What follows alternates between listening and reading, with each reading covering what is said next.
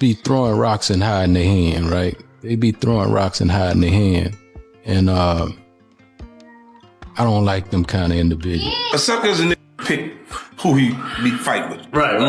Like if you sit and you go, oh, I'm not going because this For him, but I think I can take him. Insinuate, extorting people. Ain't no money in that. Real nigga ain't gonna have that no way. You know, check in for what? I mean, I don't want to impose or force myself. So 50 Cent just snapped on Jay Prince after Jay tried to push him out of Houston. And 50, man, he ain't holding back one bit. This time, he's coming for Jay hard, dragging out all the dirty secrets behind what folks are calling a straight-up extortion scheme. Word on the street is Jay's been feeling that pressure, and now he's allegedly sending his crew to mess with 50's money moves. But you already know 50 is not the type to fold. He's clowning Jay Prince all over IG, and even called him out to show up if he's really built like that. They say 50 got the kind of proof that could crush Jay Prince's whole empire. You know what's a sucker to me? A sucker's a pick who he be fight with. Right. Like if you sit and you go, oh, I'm not going because this. I won't fuck with him, but I'll fuck with this one. Yeah, I think I can take him. Right. You want to fight the nigga you think you can beat. And I call Jay Prince. And yeah, it's getting wild. But don't get it twisted. Jay Prince still got major pull in Houston. He's got loyal soldiers who will ride for him without question. So now it's a high-stakes face-off, and 50 better keep his head on a swivel. This clash between two powerhouses? It's about to get legendary. Let's break it down. Foremost, most of you may not know this. You had the opportunity to take Houston. Yeah. But you chose Shreveport. Yeah. And Houston didn't have the same. They embraced me good. Like I got out there, they showed me a lot of love. But Shreveport had the infrastructure already here. Like even the tax incentive. 50 Cent been applying pressure on Jay Prince for years. Their beef, it's been raw, ruthless, and just a hair away from blowing up into something way more serious. 50 made it crystal clear. He ain't rocking with Jay Prince's whole check-in game. And Jay? He still walks around like he's the king of Houston. For a while, their beef was more long distance. 50 repping heavy in New York, Jay Prince holding down hometown. They weren't crossing paths unless by accident. But then everything flipped. Came to the city of Houston, but he didn't just come here to live. He has been helping out on so many causes in this city. And especially, he has been in our high schools, turning our high school students into entrepreneurs with his Unity Camp program. I've seen him firsthand. This city has been elevated because of his presence. And so today we have the honor of saying to him, he's our 2022 Grand Marshal. Give it up to Curtis 50 Jackson. Woo! Now before I call on him to speak, let me present you first a key to the city of Houston.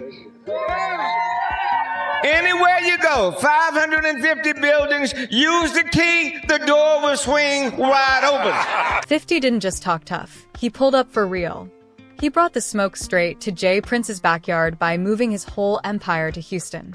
Not just a visit, he packed up shop and made hometown home. He dropped the bomb in a tweet saying, "I love New York, but I live in Houston now. I'll explain later." And the reason? Well, for starters, money moves. 50 had been complaining about New York's insane 62% tax hike, saying it was choking his business. So like any smart hustler, he dipped before Uncle Sam drained his pockets. But let's keep it real. That wasn't the only reason. 50 had his eye on Houston's hip-hop scene for a minute. He wanted in, and now he's right in the middle of the action, making waves, making noise, and stirring up trouble where Jay Prince thought he was untouchable. 20, and I get 25. Matter of fact, God darn it, 50 Cent, get out here. Come on, you all. Woo! If I was your best friend, I want you around. I know all the time I've spent with him, we've had some great time. He even tried to tell me to please one night. I gotta hang out with the people that can buy this stuff from me. $110, $125, I get 125, I get 125, 110, I get 125. I think Johnny might be on. Houston ain't just any city. It's a major hub for hip-hop, rap, and that raw trap energy. And 50? He's no dummy. He's all about culture, business, and making power moves where the money flows. So when he saw the wave rising in hometown, he jumped on it, investing heavy with plans to cash in big when those profits start stacking.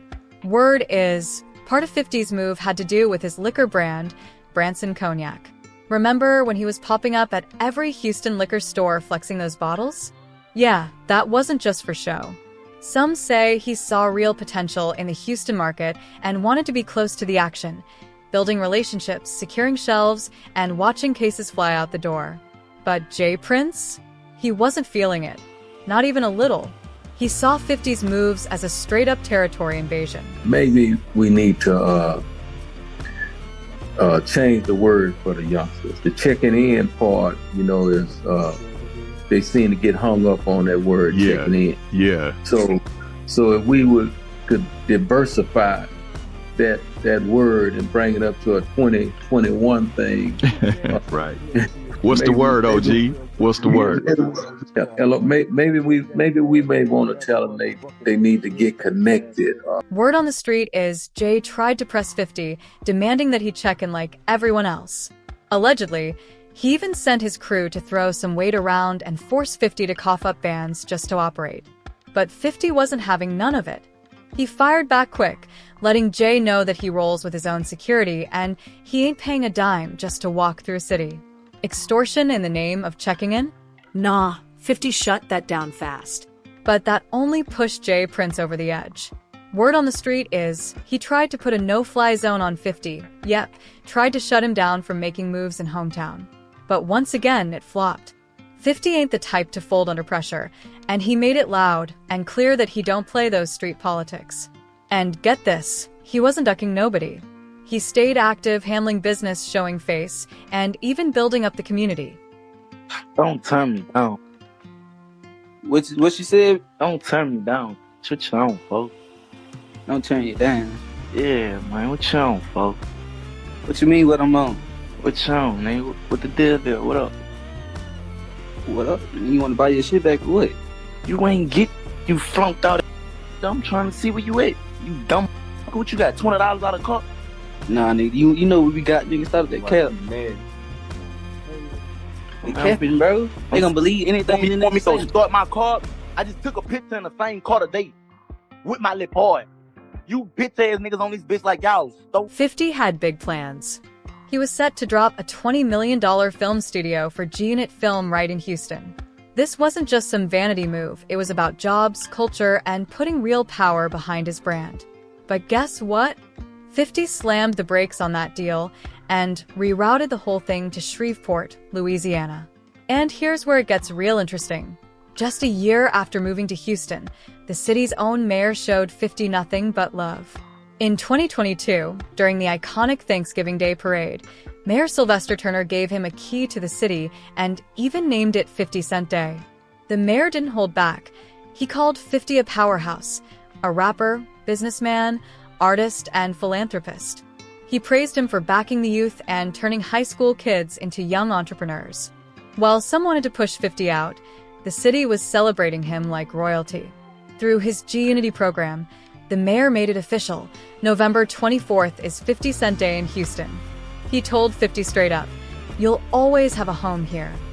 The crowd was lit with love, cheering like he was one of their own. And 50? He felt it. You could see it in his speech. Real appreciation, real connection. But while the city was throwing flowers at 50's feet, J. Prince was somewhere fuming.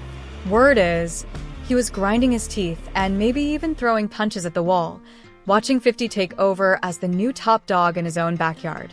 And let's be real, the receipts don't lie. It's obvious why 50 got the keys to the city.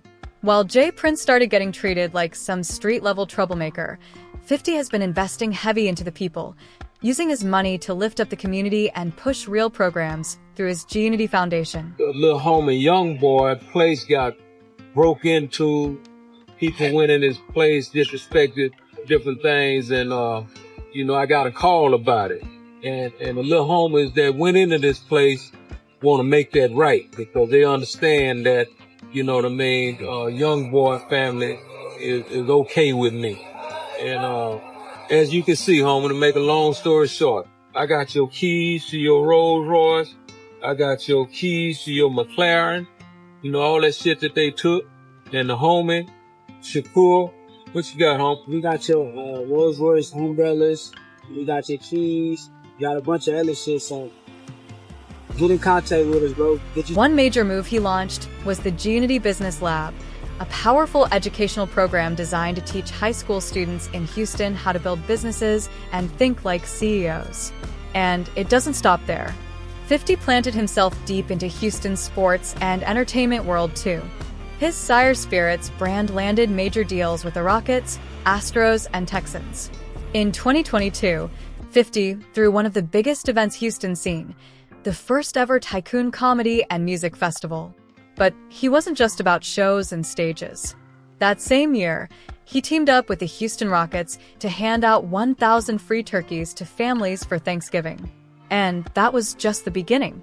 Fast forward to 2023, 50 dropped a jaw-dropping $850,000 worth of toys during a holiday giveaway. He helped the citywide club hit its goal of blessing 100,000 kids with gifts across the city. That's major love right there. Then in 2024, he stepped it up again, helping raise $500,000 for the Houston Children's Charity. You're dealing with older people.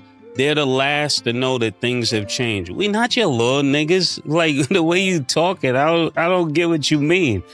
We're not your little niggas. Like, for real, all that big homie stuff, that's for little niggas. Little niggas have big homies. We're not little niggas, so we don't even respect big homies. I know Killer doesn't, and for me, I never respected niggas in the streets. That's why I always got the problems I got.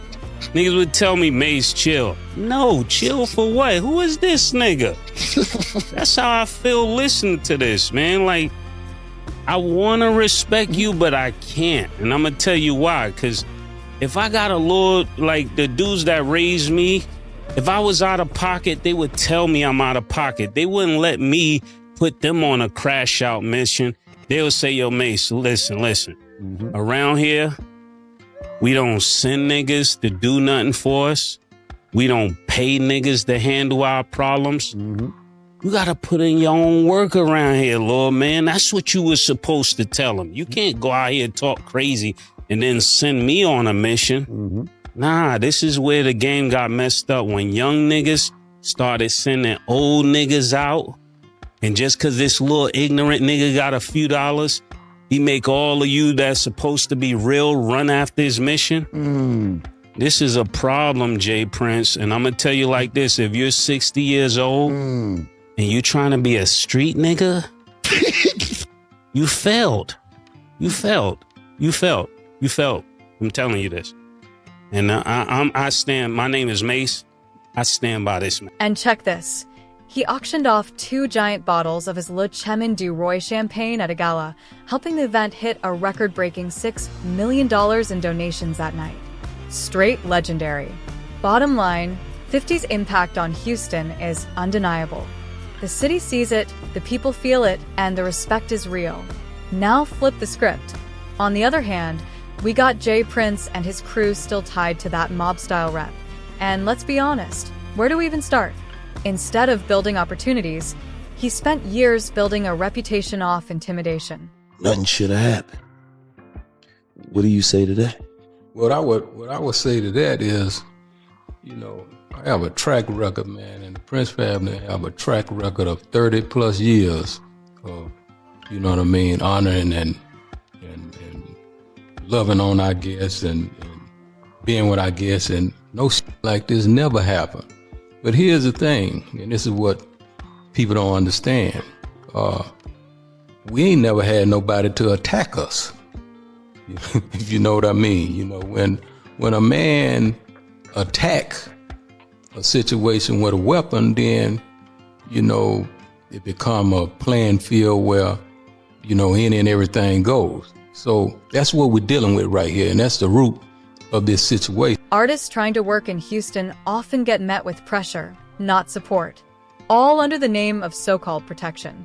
After crowning himself the king of hometown, Jay Prince decided it was his job to protect artists visiting the city so they wouldn't get robbed.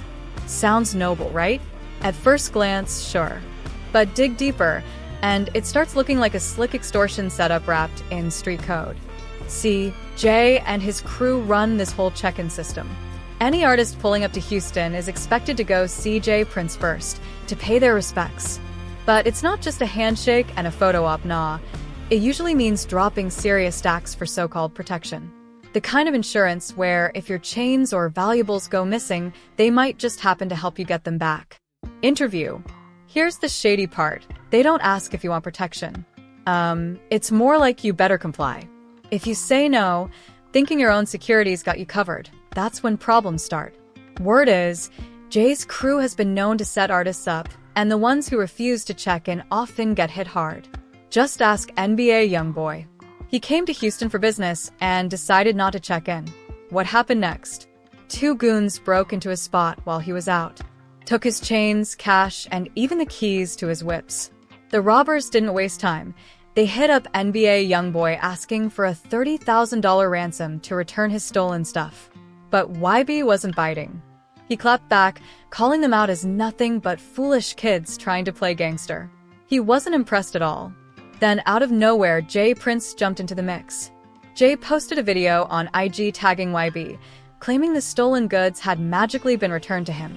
He told YB to reach out if he wanted his things back. Just like that, Jay put himself in the middle, acting like some kind of middleman.